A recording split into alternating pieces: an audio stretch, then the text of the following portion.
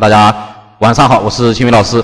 那正式开始上课。那对于这个产品呢，其实首先第一点啊，因为这个产品呢是我 VIP 课里面已经讲过的一个案例，课堂上面呢正在听课的 VIP 学员呢可以直接找我要到这个案例，或者说整个产品的一个整套的一个分模讲解。那么首先呢，拿到这个产品的时候呢，其实首先第一步还是做分析。然后呢，对于这种产品的摆正呢，我也不跟大家讲了，因为很简单啊。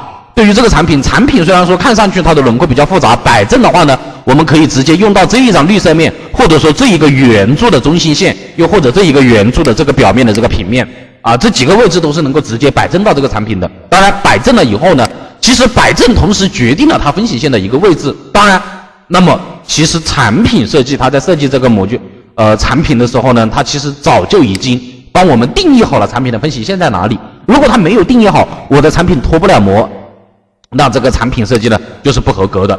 同样呢，我们通过这一个分析里面的形状、斜率，然后呢给这个产品做一个最前期的分析，输入最小值负 0.1， 最大值呢我们正 0.1， 这里最小最大要正负。其实在这里大家要注意，你把这个数据改完以后，这个方向对吧，这个脱模方向选完了以后，同学们有一个重要的步骤，就要记得框选产品啊。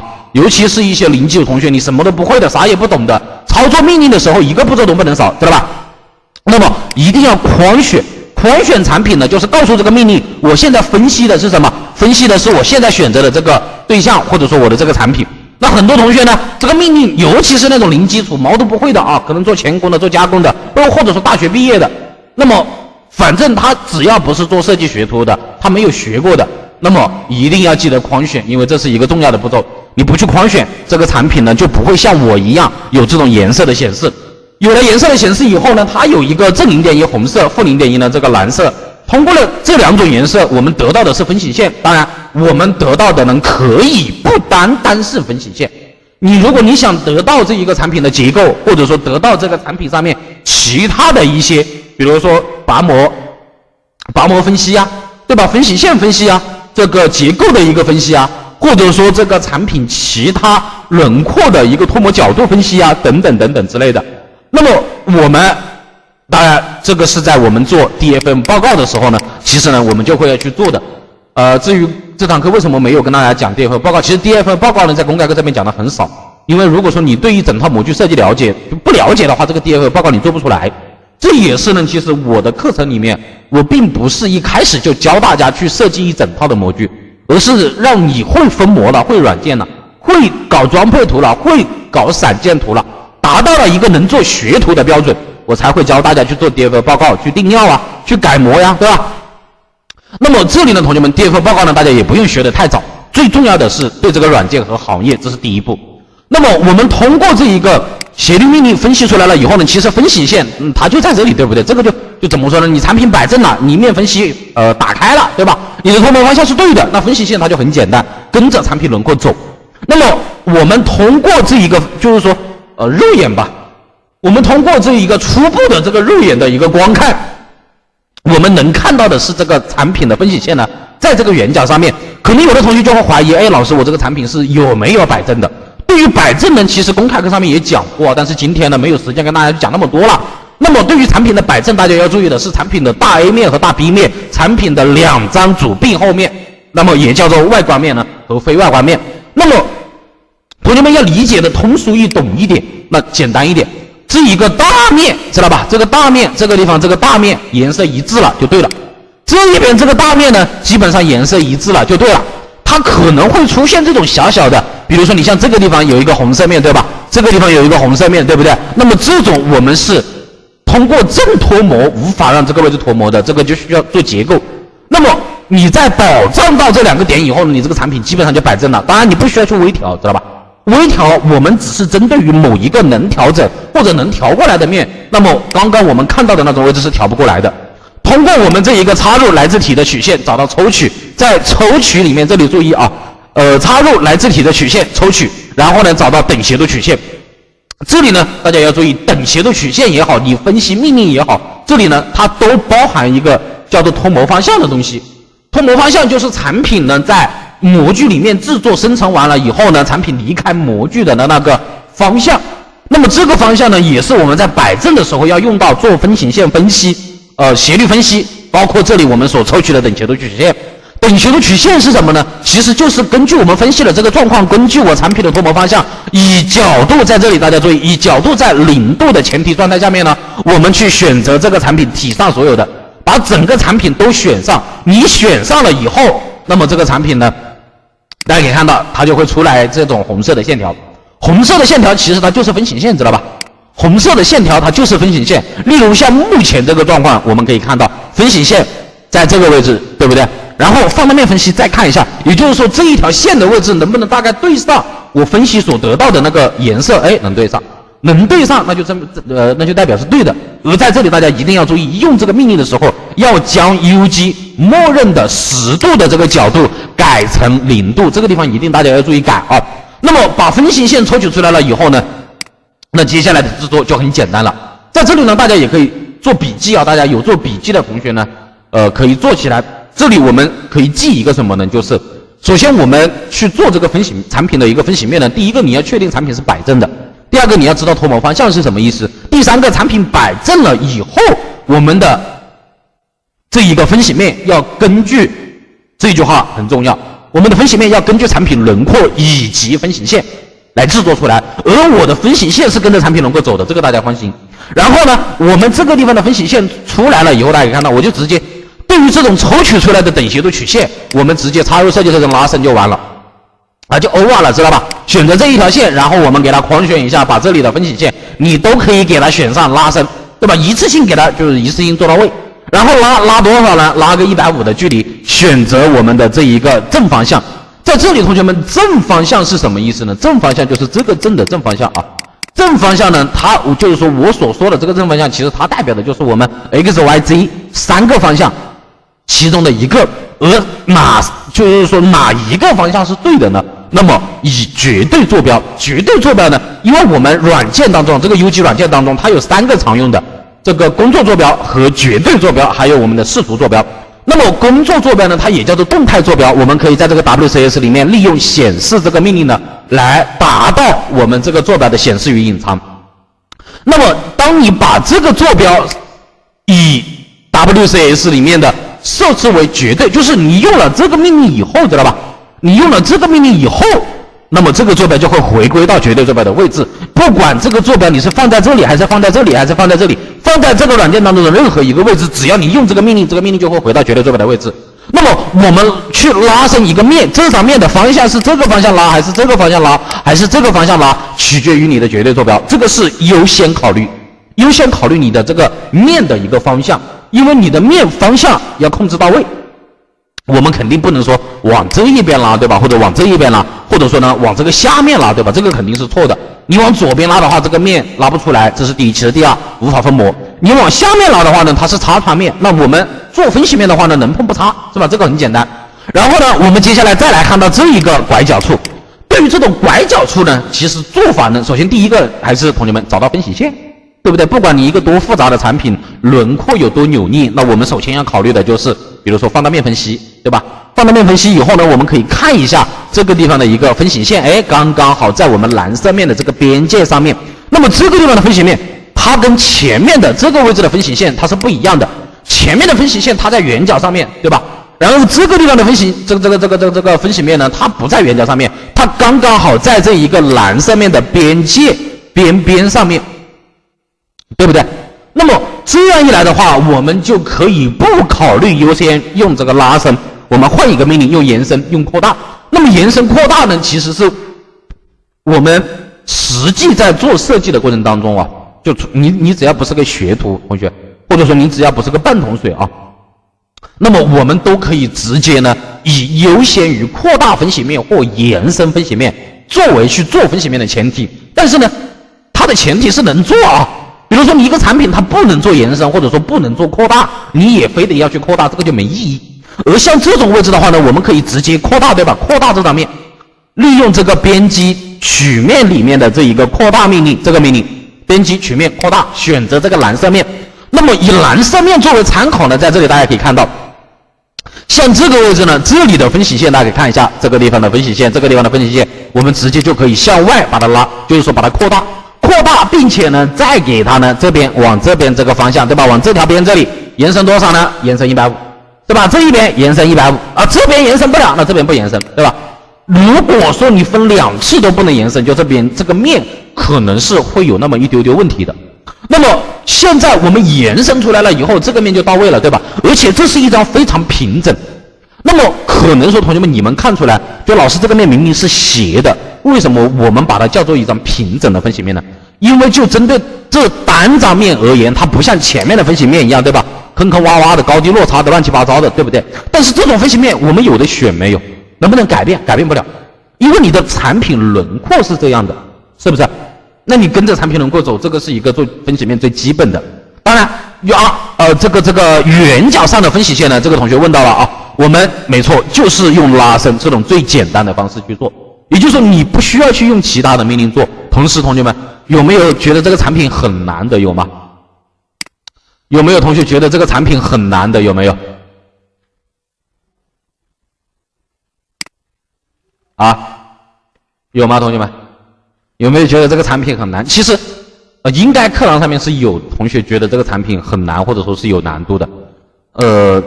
怎么说呢？就是这是大家，就同学们，这是大家你在做或学这个行业的必经之路。我在这里呢，我也不想就讲实在的，我跟大家去讲那种没有什么难度系数的，对吧？那种入门级别的东西，我跟大家讲的很直接，我只在 VIP 课里面才讲。公开课上面我不想跟大家去弯弯绕绕，对吧？一个命令我跟你讲个10遍8遍的，一个简单的产品讲那么1-2个小时，我觉得我也讲不下去，知道吧？因为 VIP 课的话呢，我针对的同学们你们，我必须要针对一部分有基础的，我也得针对一部分没基础的。同时呢，不管这个产品再难，就是说你看上去它是很难没有错，但是你得去搞，知道吧？明白吧？你在马路上面看到一个女孩子特别漂亮，你就是说你不要看着她漂亮，你就不敢追了，理解吗？你看上了你就上，你需要微信你去搞，是不是？你搞到手了你再说，是吧？你搞不到手，你最少你尝试过，对不对？是不是？像这种产品，你首先你就不要觉得它很难，它无非不就是拉伸、延伸、网格这些命令做出来的吗？对吧？只不过我们在我们用这个命令的时候，用在这个产品上面呢，那确确实实呢，同学们，我们一定是要将软件里面的命令结合到这个行业，做分析面一样，你要把这些命令呢结合到这个产品的轮廓上面去，好吧？这里的话呢，我们把这一个多余的，因为扩大出来的面呢，它会稍微的大那么一丢丢。像这里的话呢，我们把这边的这个面呢稍微延伸下来那么一点点，对吧？延伸下来5个毫米。然后呢，以延伸这个命令的前提下面呢，在类型方式这个位置把它改成制作拐角。选择这个左边的面，确定，再选择右边的面，把它们呢相互做一个修剪，利用这个反向箭头，呢来控制我们这张面呢要保留和删掉的一个位置。那么确定完了以后，这个位置基本上大家可以看到，我就已经搞定了。而这一张面呢，你别看产品的轮廓弯弯绕绕的，那么它们有一个共同点，就是它的分形线全部在这一张蓝色面上，并且蓝色面延伸出来以一种碰撞的方式形成的，这个就是我想要的状态，能明白吧？然后呢，我们把这里的分形线再接着去，就是说把它拟定出来。当然，对于这一种圆角上的分形线，我们优先的命令一定不是用延伸，对不对？因为它也用不了延伸，换个命令，那我们就用拉伸，是不是？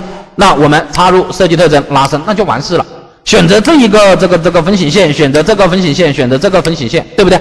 那你拉往哪边拉呢？那同学们，我们往这边这个方向拉，对不对？是不是往这一个我们的负 xc 方向，往这个方向拉？但是呢，因为这里的这个分形线呢，在这种拐角处地方，其实我也可以怎么拉，同学们？我们呢也可以往这边这个，就是说往它的负 yc 方向拉，就是你往这个方向拉和往这个方向拉呢，它都是对的，不是错的，知道吧？这都是对的。但是呢，这2个方向拉呢，就是说都还不够对。也就是说，同学们，比如说做分析面一样，可能大家都会做，但是呢，有的同学会做，他根本就不知道自己做的对或不对；有的同学呢会做，他知道自己做的不对，但是呢，他不知道改。那么做设计呢，或者说我们在这一个社会上面，任何一份工作其实都是一样的。为什么说都是一样的呢？你首先你得会做，其次你得要会去判断你所做出来的对不对。你学到了这2个点，你基本上这个工作你就胜任了，当然我刚刚跟大家讲的，你往这个方向拉是对的，往这个方向拉也是对的，只是说它还不够好而已。像这里我们有一个同学就讲到了，听到85节课了啊，非常的棒。那么45度角没错啊，这个我挺欣慰的啊。我最怕的人就是那种听了几十节课，然后这种位置不会做，知道吧？就同学们你们来听课，我非常欢迎呢，听就每天都来听都行。但是呢，你来听，你要把我们讲的东西你要学会，你要带走，知道吧？明白吧？那么这里呢，我们按照这个45度角拉试一下看。首先呢，按照45度角拉的话呢，我们要把这个动态坐标呢要摆一个坐标，也就是说绝对坐标它是这样和这样的，对不对？摆一个坐标的话，我们要摆的让这个坐标大概能够对齐或对准的这个产品的一个轮廓。你不一定说非得说是45度，对吧？你35度也行啊，你90不，你40度也可以，50度也行，知道吧？摆这个坐标的关键是尽量让我们 XYZ 方向其中 XYZ 对吧？这个方向和这个方向其中一个轴量尽量去对准这一条线。那么我们呢再来拉看。那么在什么情况下面我们去用这种45度拐角的做法，或者说在什么情况下面呢我们要按照这个45度拐角的这个方向去拉呢？那这个问题问得非常棒啊！因为这个同学他来听，他不单单是来学这个案例，他这是正儿八经的来学方法。因为同学们，这个产品始终是一个案例，对吧？你在工作当中就一定能够遇到这种产品吗？不一定吧，对吧？但是你在工作当中一定遇到过这种产品，它这里比如说产品的轮廓是这样子的，对不对？我相信大家一定是有遇到过这种轮廓的产品的吧，对吧？大概这种轮廓的产品。那么这种轮廓的要怎么去拉呢？在这里有一个关键，就是同学们所有的分析面最佳的拉伸方向是以产品轮廓的正90度方向拉伸出来是最好的。这句话能听懂什么意思吗？就是我们在制作分析面的过程当中，你所有的分析面你想要做好，对不对？这个同学们，我们做分析面是不是就得要做好？那么所有的分析面最佳这个面的方向，最好的方向是什么方向呢？是以产品轮廓作为前提。那么面出去的方向与产品的轮廓成正90度方向是最好的，对，没错。但是呢，这一个正90度，同学们，它必须是100%，也就是说，我这一个分析线，它跟这一个方向必须是90度吗？它91度行不行？它80度行不行？或者说它85度行不行呢？行。于是同学们，你要知道有这么一个概念在这里，能明白吧？也就是说，你要找女朋友，你最起码得知道第一次约会要怎么样，要约人家吃饭、逛街、看电影，还要呢送一个小小的礼物给她。你要是资金充足的话，买一个小小的包给她；你要是资金不充足的话，买一个小小的几十块钱的礼物给她，能明白吧？你不能说老师我要找对象，我找不到，那这个行不通的，知道吧？能明白吧？也就是当然，我们对于这一个位置而言，我们讲的不单单是这里这些地方，知道吧？你比如说，大家注意啊，这个产品呢能不能讲完啊？这个肯定讲不完，知道吧？我们 VIP 课都要讲2节课，何况这是一节公开课。公开课我也跟大家讲句实话，我还要打广告，对吧？我还要活跃我们的课堂氛围，那这个是需要时间的，明白没有？那么这里呢，大家要注意，对，这个同学讲的，就是说你的师傅叫你钻5毫米的孔，但是你要知道为什么钻是5毫米、6毫米、7毫米、8毫米，对不对？比如说有的同学可能会讲，老师这个地方的分析线它这样的歪了，对不对？为什么我这里的分析线没有向这一边拉呢？因为我这里的分析线向着这一边拉，这个地方是正90度，是不是？这个地方是不是就是说我这样子拉的话是正90度？然而我这个地方的分析线呢，我是向这一边拉的，是不是？我并没有向这一边拉，为什么呢？在这里大家要注意，就是我们在拉这个分析面的过程当中呢，就是如果它只是差那么10度或者说几度的话就无所谓，你不要就是说你不要每一个分析线或者每一个分析线轮廓都去按照这种90度的角度去拉，这个没有意义也没有必要。因为这一个地方这一个位置的轮廓呢，它比较的怎么样？它已经在我们摆正的按 F8摆正的状态下面呢，它已经是比较的歪了，你看到没有？这个地方是不是？然后那同学们，我做这个位置的时候需不需要再摆一个？就是说我重新摆一个能够大概对准这一个分析线轮廓的一个坐标呢？同学们，你们觉得有没有摆这个坐标的必要呢？在这里可摆可不摆。为什么说可摆可不摆呢？因为对于这一个位置而言，假设同学们你这样子拉伸拉出去，对吧？这张面是没毛病，是不是？那么你这个地方看到没有，就会出现一个这么大的分歧在这里，对不对？最重要的就是同学们，取决于你摆不摆这个坐标的前提是，假设你不摆，对吧？假设你这个地方你怎么拉呢？你按照这个面的方向去拉伸出来，对不对？对这张面有没有比较大的影响？这个影响我教大家怎么去判断。咱们注意听啊，这个影响我教大家怎么去判断。例如，我把这一个分析面呢往这边方向拉一个出来啊，我把这边分析面呢我往这个方向也拉一个出来。那么同学们，为什么说我这一个面这样子拉不行，这一个面这样子拉不行，我一定要摆个坐标？而我讲到这个位置的时候，讲到这个地方来的时候，同学我又跟同学们讲，我说这个地方呢爱摆不摆无所谓，这个是为什么呢？其实你摆坐标也好，你不摆坐标也好，取决于什么？取决于你所做出来的面的顺畅程度。当然面的顺畅程度它关乎什么？它关乎产品质量、模具质量以及加工，对不对？但是呢同学们，有多少同学不懂加工或者说配模的？打个6，好吧？现在在听课的就是不懂这些加工啊、钳工啊、配模啊，然后什么模具质量、产品质量的，我相信应该有同学是不懂的，对吧？可能有一部分同学懂，但是一定是有一部分同学不懂的。那么你懂也好，你不懂也好，我们站在设计的角度，你要保证的是你的面做出来要顺畅，而顺畅它同时能保证的是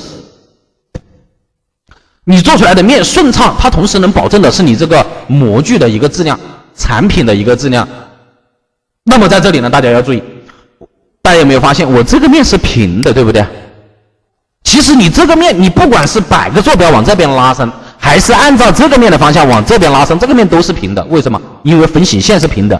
这里的分形线它不像这里的分形线，知道吧？这里的分形线从这里上去，从这里下去，对不对？这个就是为什么我这张面一定要摆坐标，而这张面可摆可不摆。理解了吗？这个大家能理解吗？能不能理解？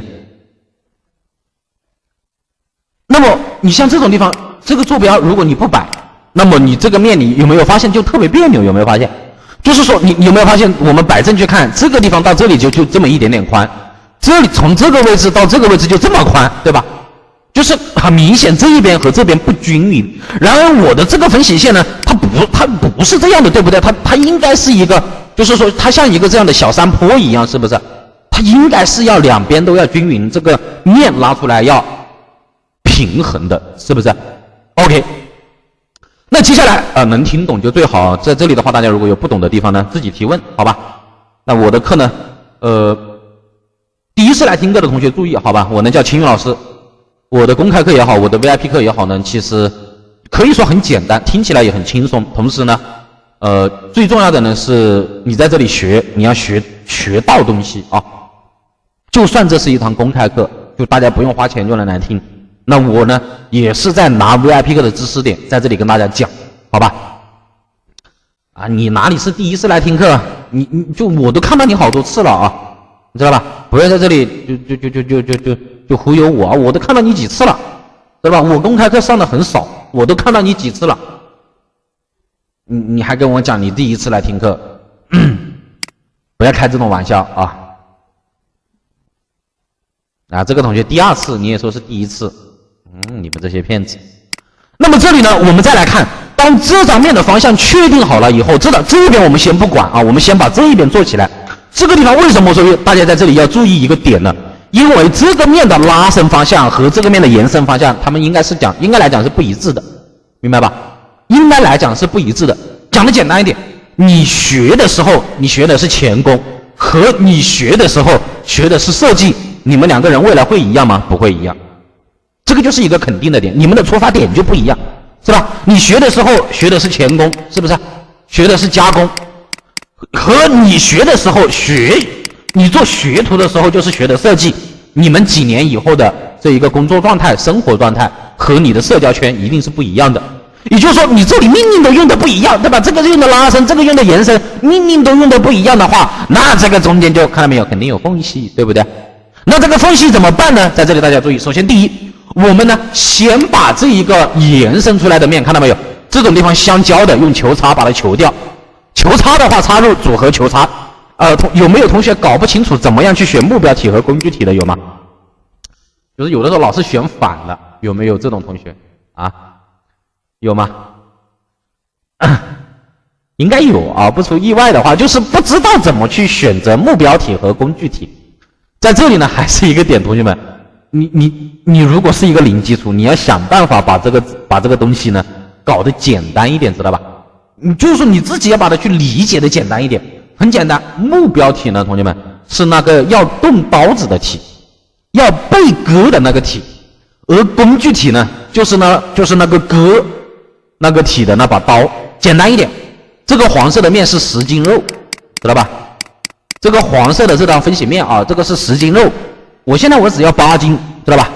那还有2斤我得割下来，对不对？还有2斤我怎么割呢？我用这个产品去割，能明白吧？能不能明白？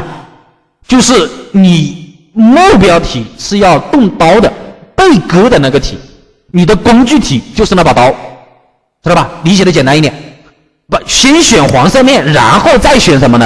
选这个产品，确定。那么看到没有？这个中间相交的这一部分就割掉了。然后呢，这个面它还是大了一点啊，对吧？我这个分析面到这个位置了，是不是？这个地方分析线大家可以放到面分析看一下，其实它根本不到那里。对吧？它根本不到它这个分析线，它只到大概这个位置，对不对？然而我的面已经到了这里，这种情况的话也很简单。我们呢，把这个分析线放出来，利用这个插入曲线表面上的曲线，你可以自己画一条线，你也可以在这个线的这个端点这里摆个坐标，都可以啊。插入曲线表面上的曲线这个命令，在这个黄色的面上，以这一个分析线的这一个端点呢作为起点。然后呢，你在这里拉一条线出来，知道吧？如果说这条线你不知道怎么拉，那你就随便拉，你到这里拉一条，到这里拉一条，到这里拉一条，你多拉几条，知道吧？你拉完这几条以后，最后再去做对比，用修剪的片体呢，插入找到修剪，然后找到修剪片体，利用这一条线呢，来把这一张黄色的面多余的呢把它切割掉。这里我们把右边的给它割掉，知道吧？把这个右边的给它割掉。然后割掉了以后呢，我们再想办法，因为这个地方同学们，我是知道它就肯定是看到没有，它肯定有个高低差。但是这个高低差呢，同学们，你们就可能就是说，你这里大家注意，不是说你想怎么做就怎么做，能明白吧？不是说你想怎么做咱就能怎么做的，你得呢想想办法。比如说有的同学就说，老师我能不能直接在这里做网格曲面，对吧？是不是？做网格曲面能做，对吧？你从这里桥接曲线，桥接到这里，是不是？你桥接到这里以后呢，然后网格曲面，对不对？选择第一个点 ，OK， 搞定，是吧？同学们看到没有？是不是这个面就网格起来了？是不是？但是你这张面网格起来能行吗？其实第二点，同学们，我们要学会做分析面优化的同时呢，要学会判断自己做出来的面行或不行。也是我开始跟大家讲过的，就是那同学们。也是我开始跟大家讲过的，就是你不单单要会做，你自己还得要会判断。没错，这就是3000块钱的做法，对吧？你要是个学徒，你3000块钱一个月，你做出来这种分析面 OK 没问题，对吧？但是你6000块钱一个月，你做出来这种面不行啊。怎么做呢，同学们？首先呢，我先教判断，就是先教大家判断这张面不行，为什么不行，知道吧？其实这张面不行很简单，在这里同学们，所有所做出来的分析面的轮廓必须要跟分析线的轮廓要大致一样，这句话能理解吗？就是我这个面做出来的它的这个轮廓，它要跟分析线又或产品的轮廓，它大致要能对得上。什么意思呢？比如说在这里放大面分析，大家注意看啊，我这里的分析线呢，我从这里过来，对吧？我从这个地方上去，然后再从这里这样子下去到这一边，是不是？然后我们做出来的分析面呢，从这里下来，这里上来，对吧？这里过去，再上去，再下去，这个地方是不是多一个轮廓在这里？也就是说，你的分析面做出来应该是要这样子上去，对吧？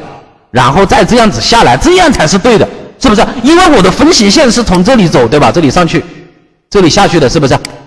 对不对？它没有说像现在这张面一样，你上去、过去、上去再下去，这里多拐了个弯。简单一点来讲，这个位置多拐了个弯。那么这种地方怎么做？其实我们只需要做一个小小的过渡，能明白吧？把这个删掉，把这一个拉伸出来的这张面跟这张面删掉。讲白了，同学们，把这里的面删掉了以后，我这个中间我干脆我留出来一个这样子呈八字状外八形的这样的一个缺口在这里。我该用桥接我用桥接，我该用网格呢我们用网格。那么在这里大家注意，我还是用网格曲面，大家注意看啊。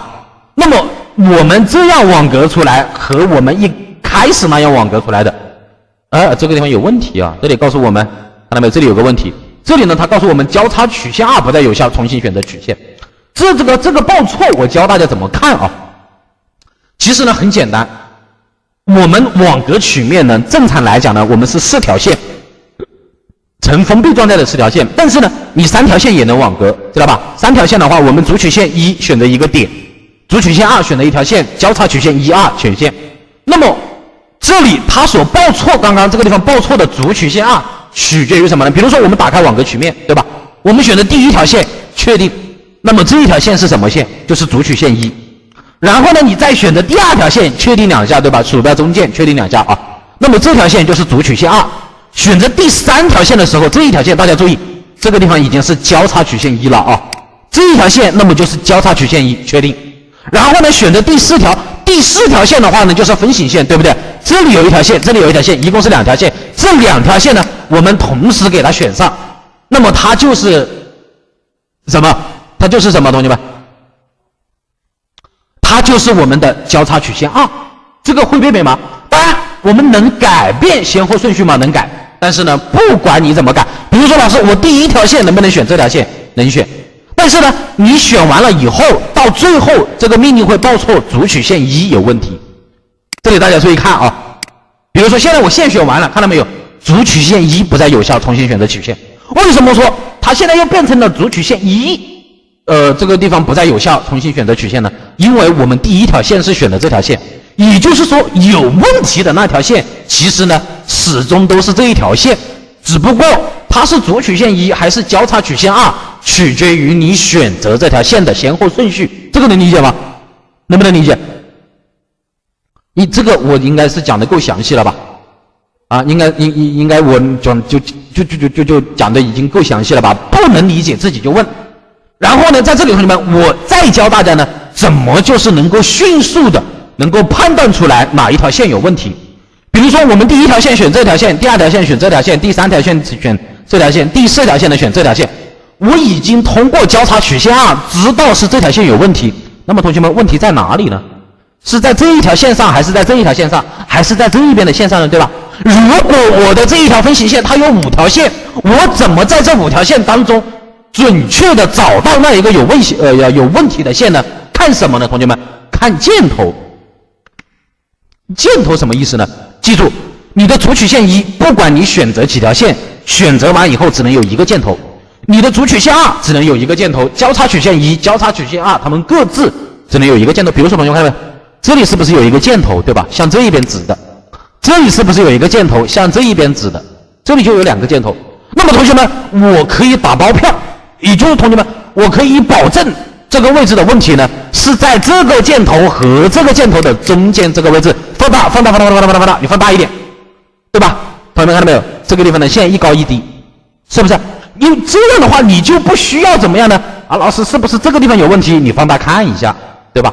然后这里没问题，对吧？啊，你这里放大看一下，这里放大看一下，这样的话浪费时间。你可以直接通过箭头准确的找到问题点的所在。那这样一来的话，那既然我知道这一条线有问题的话，我把这条线改个颜色隐藏一下嘛，是不是？对吧？既然抽取出来的这个等斜度曲线，也就是说标准的分形线有问题，那我们插入曲线桥接曲线，对不对？插入来自曲线级的曲线，找到桥接，选择红色的线，确定，再选择我们这一个分形线。OK， 我自己在这里桥接一条线，我桥接起来的线，它总不会有错了吧？对不对？我再把那个黄色的线放出来，同学们，它差多少呢？那么在这里大家注意，它只要不差10个丝，只要不差，就是没有差0.1，我们基本上0.1范围内我们都能接受。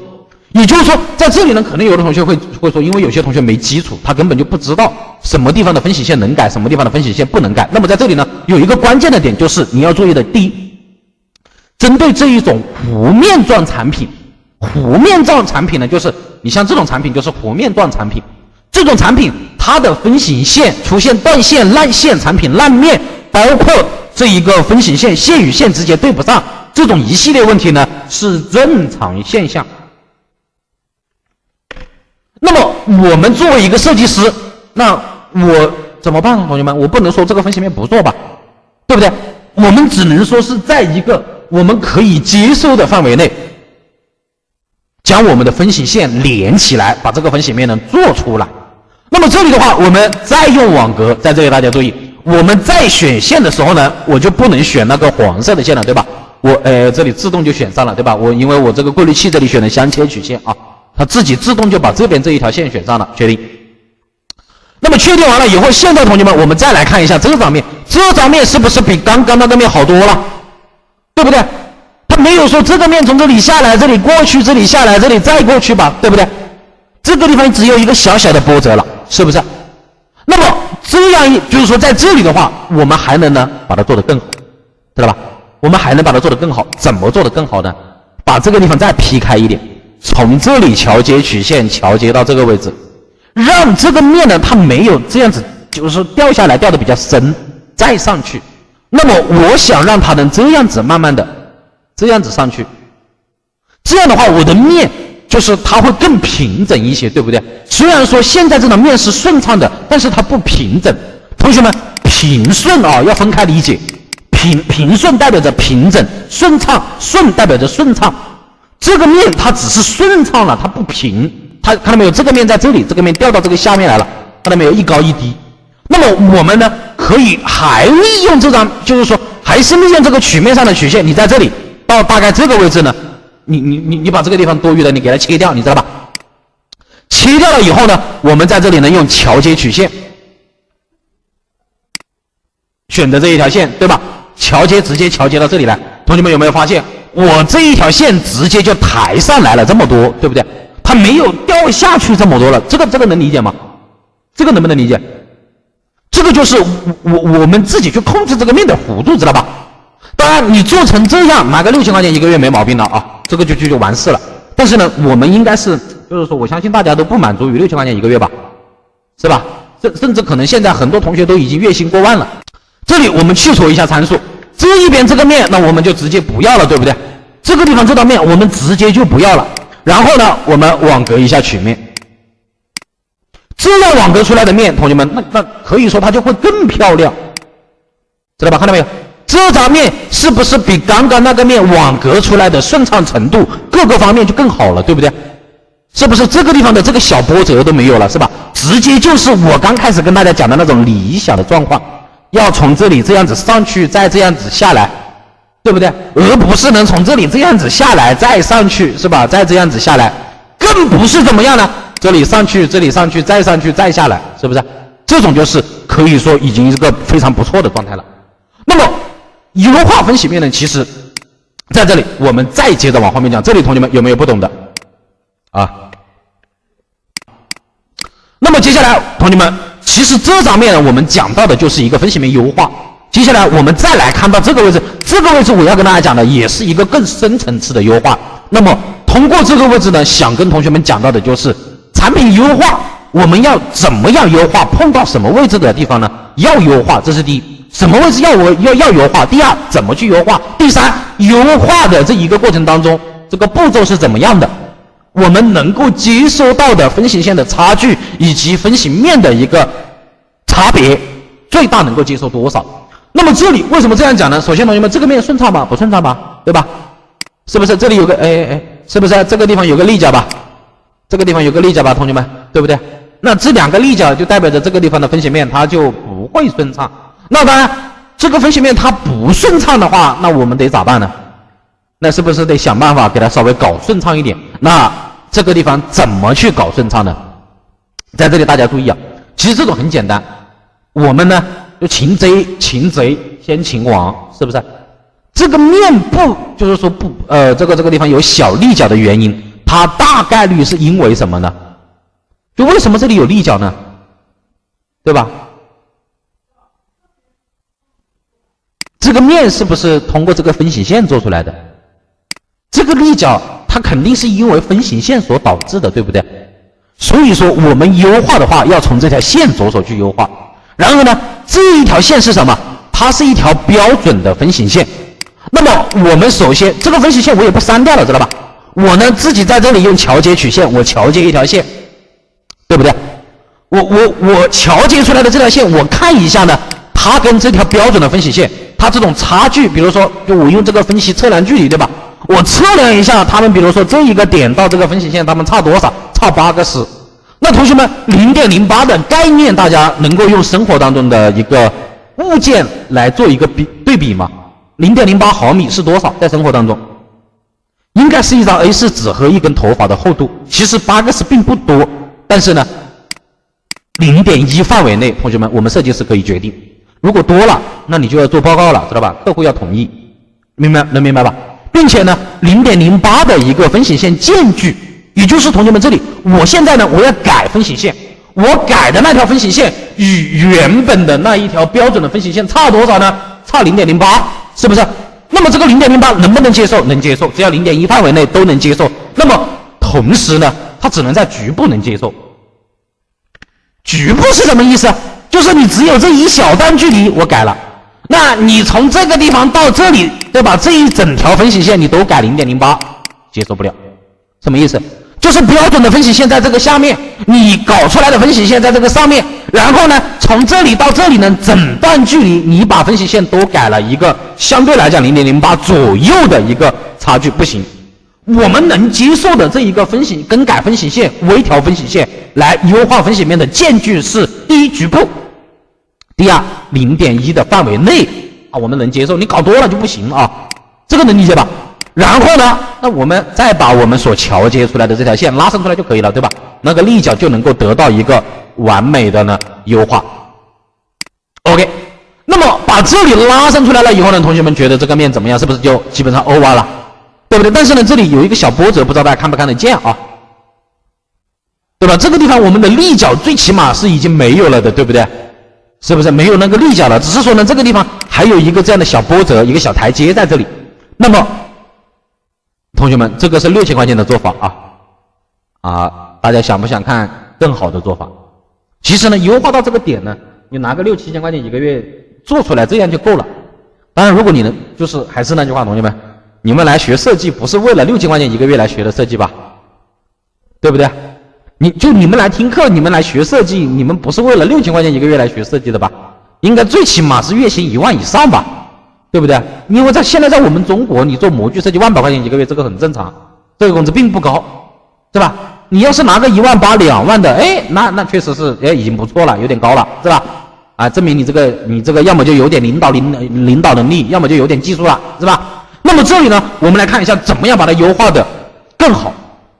其实呢，我们要优化的更好很简单，老师，我加大这一个位置，对吧？我从这里，我从这个地方的线条，从这个中间桥接到这里，加大桥接的位置，我们就能让这条线更顺畅。但是同学们要注意，我的这条分形线越顺畅，它就越怎么样？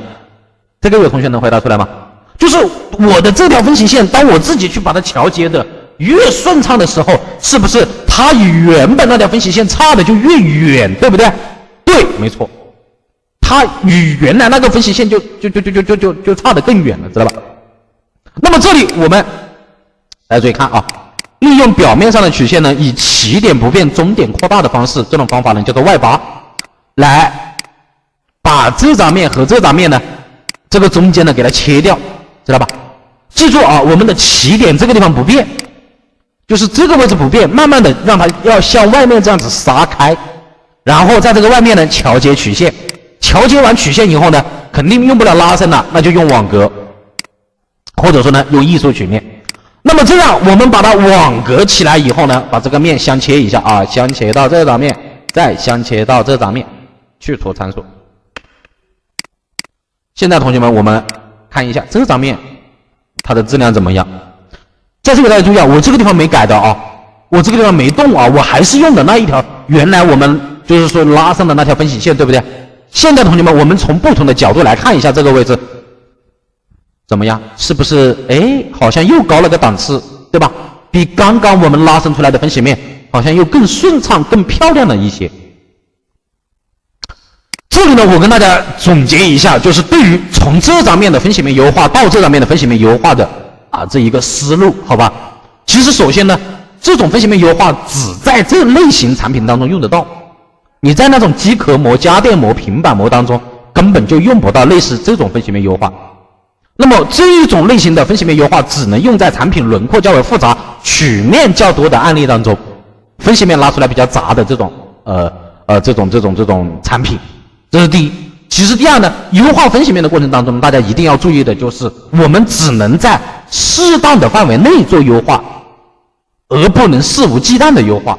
也就是说，我们就同学们讲白了，你想你的分析面做的顺畅，你把分析线你把分析线一改，对吧？你就能做顺畅。但是这个分析线改只能在一个范围内改，你不能改多了。那么我们要在这个范围内，就改这个范围内的前提下改这个范围内的前提下，要最大化的让我们的分析面顺畅。那么其实刚刚跟大家讲的就是这种方法，大家可以把它理解成叫做外八做法。外八，两个外八会导致一个内八，这里呢大家也要注意分析面做出来的一个长度。那么接下来呢，我们再来，这里还有没有不懂的？其实这种方法很重要，但是呢，就是你们如果说光来听课自己不去练也没什么用，知道吧？首先要学，其次要习，对吧？你先把这个课你学了，然后呢你再去练习，把它给整会了，这个是最重要的。怎么割的这张面是吧？在插入的曲线里面，这个命令找到表面上的曲线，这个命令知道吧？然后呢你选择，比如说选择这张面，对吧？在这张面上面呢，选择第一个是选面，第二个呢是选择这个点。比如说你在这里选一个点，对吧？到这里选一个点，这个中间就会连一条线。又或者说呢，你可以随便，比如说这里选个点，对吧？这里选个点，这里选个点，这里选个点，这个都可以的。就是说你可以2点做一条线，3点、4、5、6、7、8点都可以，知道吧？能明白吧？直线选面上的点，是啊，是的呀。就是说这个命令叫做曲面上的曲线，然后呢这个命令它有一丢丢的 bug 就是这里看到没有？这里叫做表面上的曲线，这里呢又叫做曲面上的曲线，知道吧？这个有一丢丢的 bug， 不过这个没关系。也就是说，在曲面上面画一条线，那么这一条线呢，就比如说假设你到这里选一个点，你看到没有？它这个就是说你选的这个点这么多点，它是离不开这张面的，它会约束在这张面上，知道吧？你可以是2点甚至20个点，就是说2点以上来生成一条线。当然换一个就是你也可以怎么样呢？比如说你也可以在这里摆个坐标，对吧？你不一定说非得要用这个命令比如说你在这里摆个坐标，对吧？然后呢把这个坐标摆一丢丢斜度，是不是摆成这样，对吧？然后呢用拆分体选择这个YC 方向割一刀，这样也行，知道吧？这样也可以，明白吧？只是说老师我更习惯用那个曲面上的曲线。当然你如果有其他的做法也行反正就是说结果是差不多的嘛，对吧？接下来我们再来往这一个右侧看，还有没有别的问题命令上面也行，思路上面也行没有了的话我就接着讲，有的话你们打字好吧，我来讲。那么这里的话呢，其实一个就是说你听完这一节课就能够学到的就是这种地方，同学们用拉伸，对不对？你不用多想，它肯定是用拉伸，知道吧？那肯定是用拉伸，看到没有？你把这个面直接往这个方向拉出来就行了，往正方向拉，对不对？你把这个面往正方向拉出来了以后，你再要想办法的就是要接这个中间，对不对？在这里大家要注意，我这个地方的分析线看到没有？我肯定是要往这个方向拉，或者说对齐这个轮廓往这个方向拉，对吧？我不可能说我这里的分析线我还去往这边拉，那这个就不对了不？是不是？这个能理解吧？就是说我这里的分析线我肯定不能说还往这个方向去拉，我要么就是往这个正方向拉，对吧？我要么就是要以这个方向去拉，我绝对不可能往左边这个方向去拉，这是第一。其次第二，你往正方向拉的话，就会与刚刚的分析面呢出现这种分歧，对吧？因为你两个分析线的方向呢是不一致，就拉伸的方向呢它是不一致的。那这样一来的话，那我们怎么样？那这样一来的话，这个中间我们怎么办？我们是不是得桥接曲线和网格曲面，是不是？对，没错。其实就是说这个分析面你拉错了方向，你自己就能看得出来很别扭，能明白吧？能不能明白？然后在这里大家注意啊，插入网格曲面，找到我们的通过曲线网格，选择这里大家注意看3条线如何网格一张面，3条线啊。我们选择主曲线的时候，选择一个端点在这里，知道吧？选择这个端点作为这个第一条线，看到没有？这里选择点括号1，选完这个点以后呢，我们再来选择呢第2条线、第3条线、最后一条线，看到没有？这个面就网格起来了。然后这张面这样网格起来，同学们，它行不行呢？啊，这张面这样网格起来，同学们，它行不行？它其实不行，知道吧？为什么不行？你只要结合到我们前面所讲的，看到没有？这个分形线从这里这样子下来，这里这样子上去，然而呢，你做出来的面呢是从这个地方这样子下来，对吧？这里平过去，又下来，又上去，对不对？你这个地方的轮廓对得上这个地方的轮廓吗？那很明显就对不上啊，对不上，那这个面就不行了呀。这个就是你得要会判断，能明白吧？你得要会判断。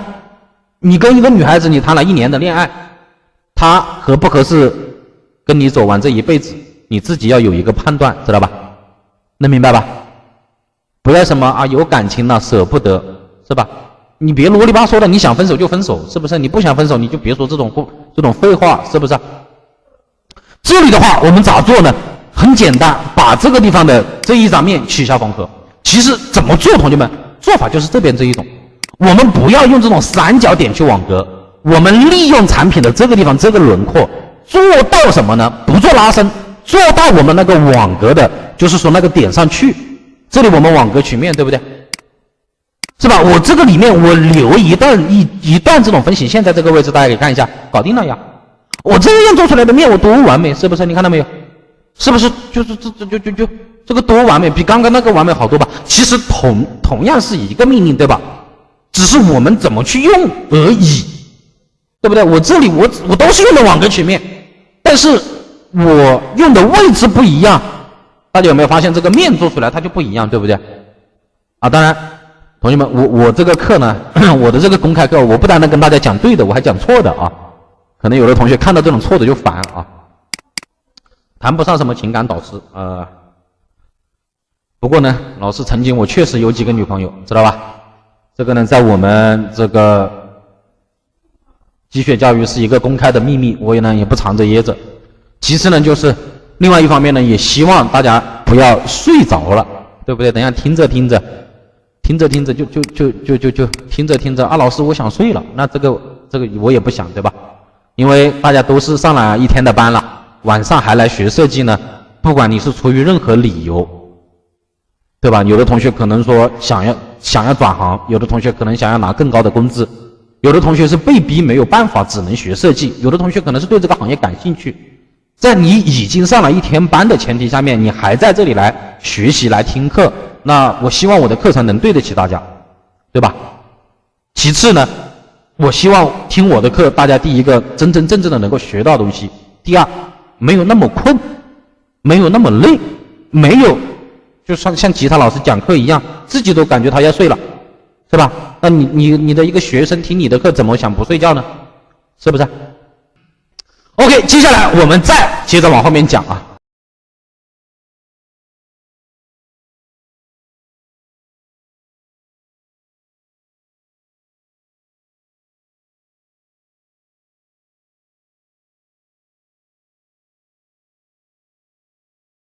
我们一步一步来，是吧？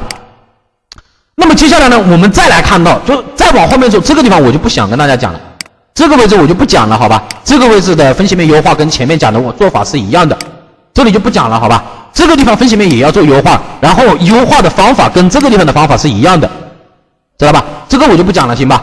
好吧？然后我们直接看到这个，就是说一个新的知识点，或者说一个新的位置，一个新的难点吧。那么这里呢，首先我们先放到这个面分析，放到面分析以后呢，我们在这里呢可以看到分形线这里慢慢向上，对吧？然后这里呢下来，然后呢这里再过来，这里慢慢再过去。这种地方大家要注意，就是我们作为一个设计师一定是要能够大胆的去给这个产品呢改分形线。改分形线什么意思呢？就是比如说同学们这个地方放大一点点，对吧？这里向上，这里向下，这个地方上去，对吧？分形线上去，这里上去，这里下来，这里过去，这个地方是有一个很尖的一个尖角的，对吧？这个尖角分形线我们必须要改掉，怎么改呢？按照产品的轮廓，这里的分形线从这里下来，是不是？这里直接改过来，然后再让它从这个位置这样下来，把我框住的这一段距离啊，这一段距离，我们呢给它拔模拔到前模去。也就是说，这种地方就需要我们这个 DF 报告的存在。DF 报告呢，对于这一个分形线，它会有一个分析的。到时候这种地方要改的话，我们可以直接坐在这个报告上面呢，强烈要求我们的客户把这个地方做一个小小的微调，加一点小小的胶。其实这个地方很简单，为什么要改？因为如果你不改分形线的话，我们的分形面做出来是这样的，对吧？那么这个地方会有一个这样的尖角，而这一个尖角它是容易发生一个就是导致这个模具损坏掉的，对不对？是不是容易导致我们这个模具损坏掉？那你模具损坏掉了，那你不同时也就等于你的产品质量是会出问题的，是不是？对不对？而在这里，同学们，它是就是一环扣着一环的。你在设计这一个点上面，如果没有怎么样，没有把控好，那你到后面，那你就不好做了呀，对不对？那么这里呢，我们决定的呢，其实很简单，就是给这个位置改，给这个地方的分形线从这里改到这个位置来。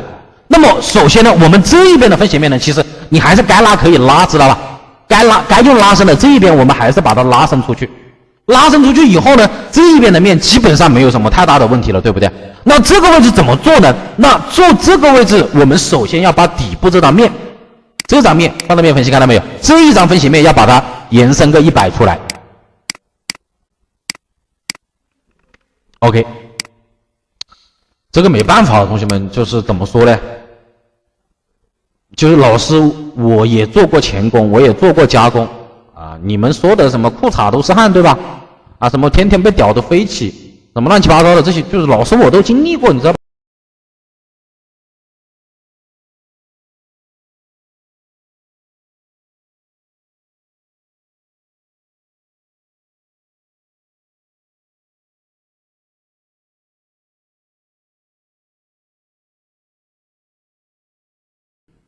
这里的话，我们把这张面呢延伸出来以后，大家注意看，这个中间怎么做呢？就是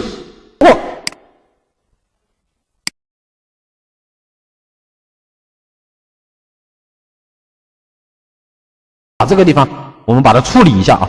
这个位置的话呢，其实我们可以看到，对于现在目前的这一个方向而言，其实我们能够直接呢从这里调节曲线就可以开始做这个网格曲面。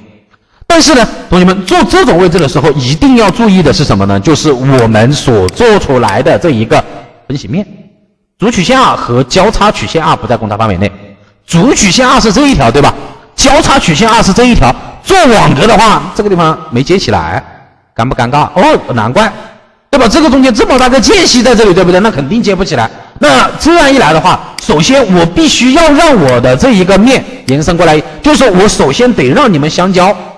其次呢，我得要找到这一个绿色的分形面和这一条红色的这个分形线，再就是说它们相交的那个点，知道吧？这里的话，我们直接拉伸，选择啊，我们这个位置，你直接拉伸出来一张面，拉伸出来这张面以后呢，我们来找到它的交点，就是黄色面是通过这条线拉伸出来的，对不对？绿色面是分形面，然后呢，再插入的这一个曲线里面。来自体的曲线里面找到球交，选择绿色面，再选择黄色面，在这里呢球交得到一条线以后，在这里大家再注意看啊。那么我得到这条线以后呢，看到没有？这里就会有一条线的端点，对不对？我就可以以这个端点呢画一条线，对吧？我给它画出来，画到这个位置，是不是？我这个端点已经找到了，我再拿这张面跟产品求个差，我再拿这个面跟产品求个差，知道吧？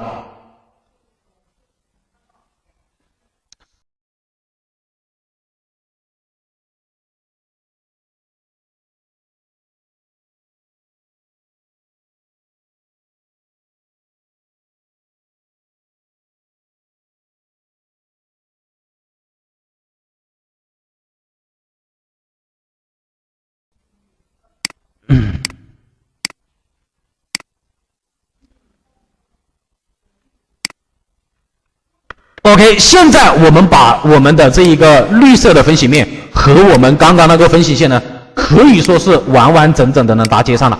那搭接上了以后，现在我们再做网格，这个地方是一定接得起来的。但是在这里大家要注意啊，我们还是要考虑到一个什么点呢？就是这个面这样一做，它虽然说是接起来的，看到没有？同学们，这个分析面呢就是这样子了吧？看到没有？这个分析面呢就是这样。但是呢，你这样做出来了，就这样做出来的分析面呢，第一，这个地方会有一个立角，或者说是一个尖角。第二呢，我们目前所做的这个分析面它顺畅吗？可以说严格来讲它并不顺畅，明白吧？它并不顺畅，你可以看一下。那么针对于比如说像这种小小波折的地方，这种波折的地方，那么同学们现在知不知道怎么去优化？知道吗？知道的话打个1，不知道的话打个0。就是我们在这一整个大面的基础上面，再去针对这种小波折去做优化，同学们知不知道怎么去优化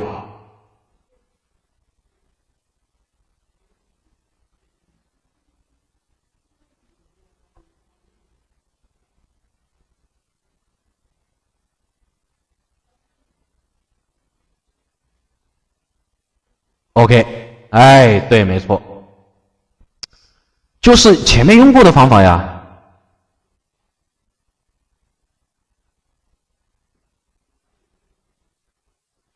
前面这个位置大家还记不记得？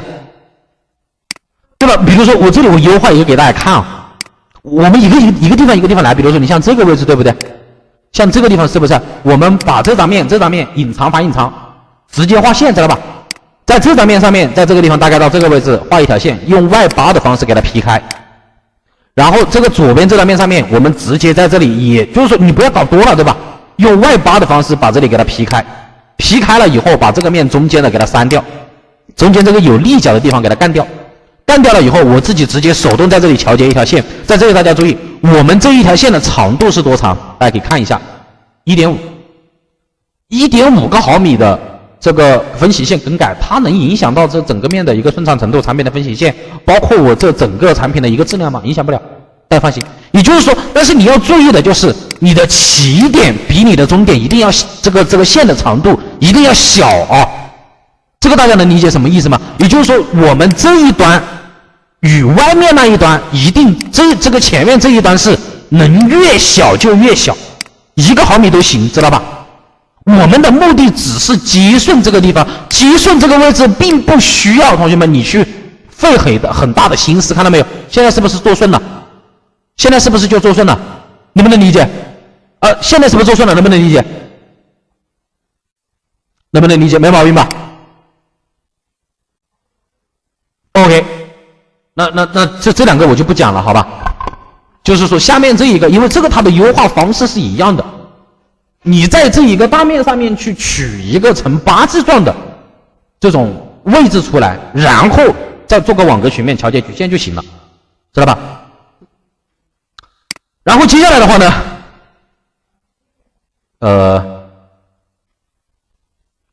我们再来看到这一个转折点，这个转折点呢，算是给大家，我们先注意看这个位置啊，放大面分析。